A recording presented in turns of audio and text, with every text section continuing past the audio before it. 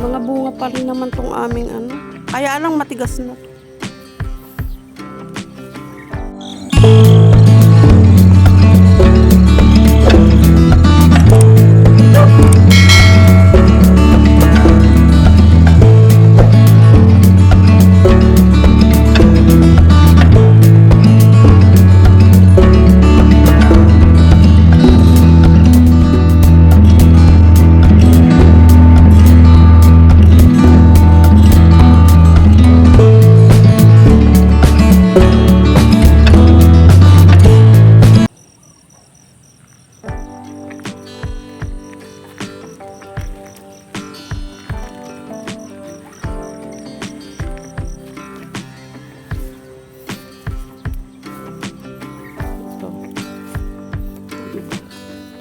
Tumitigas lang tong mga tanim niyang upo ngayon dito.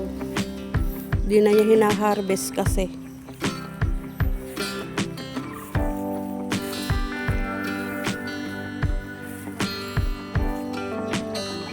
Ang lalaki naman na nitong mga bunga ng sitaw mo. Oh. Ang tataba. Ba't mo ihihintay sa amin? Sa bagay pwede yan. Bubutuin. Walang buto. Walang buto kasi daw kung ganitong sitaw. Haba-haba.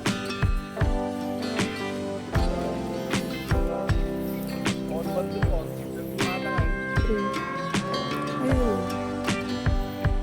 Marami pang bunga yung kanyang upo. Hindi na niya pinipitasan. Kasi hindi naman na siya nagpupunta daw dito. Pati itong mga sitaw namin dito na talim niya. Tumaba na ng tumaba kasi hindi naman daw sila nag-uulam. Puro katataba na.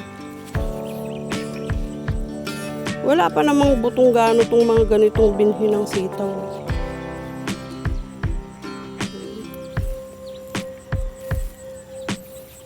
O, tignan nyo. Andito lang, nakahamba lang yung mga upo.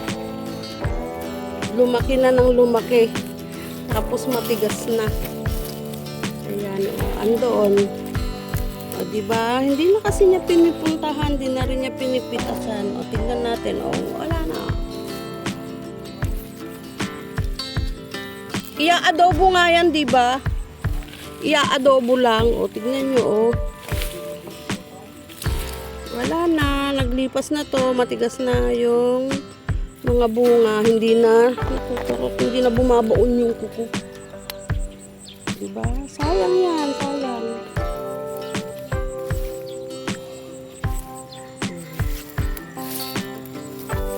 Andito pa ang iba. Sabi mo pangit na, hindi naman na. Magaganda, pero matigas na. O, edi ipunta mo, scatter niya dito. Eh di kahit hindi, bumili ka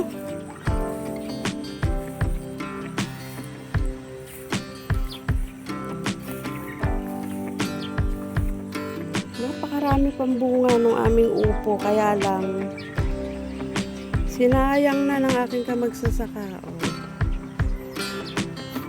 Bigla kasing nagmura noon, 25 lang isang bundle. Tinamad na siya.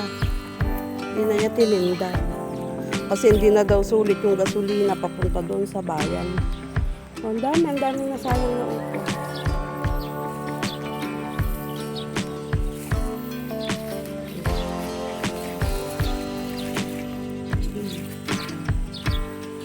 Pero dahil mahal na nga daw ngayon, 80 na daw isang bundle, eh baka sipagin na naman siya uling mamitas.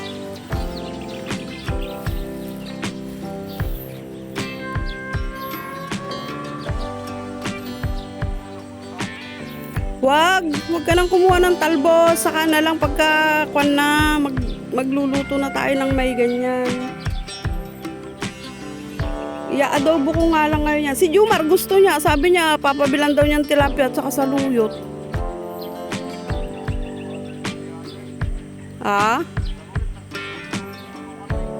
Kaya nga, sabi niya kahapon yung gusto niyang ulam, eh, ayaw naman ng isa.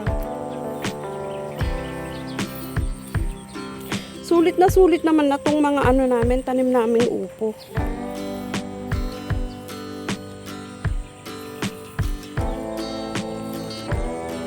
Handa mo? Sulit naman na niya. Itong mga tanim namin upo. O, kita nyo, binabato na lang niya dito. Ayan.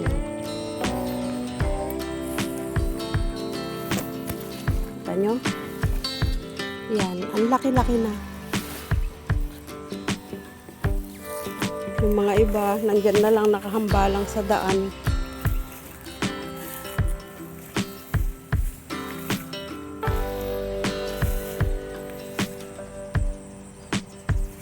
Damo-damo na kasi.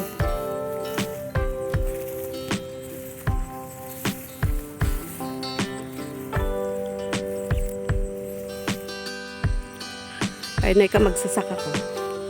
Kumukuha ng sitaw. Ba't saan ka nagpunta? Nakimarites ako.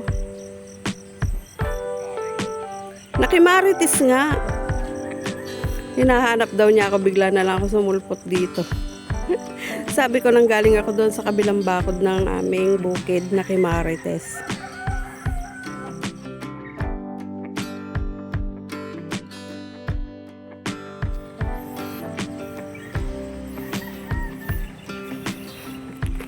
Ayan, uwi na kami. Yung aking kamagsasaka, namitas ng sitaw. Kasi sabi ko, gusto ko mag-adobo. Kaya nga lang yung upo, hindi siya kumuha kahit isa. Pag wala kasi ako, hindi na sila nagluluto ng mga gulay-gulay. Bumibili na lang sila. Itong part na to, napakadamo. Ito naman yung dati naming taniman ng kamote. Pero ngayon, puro damo na. Ayan, kami ay uuwi na. Thank you so much sa panunood.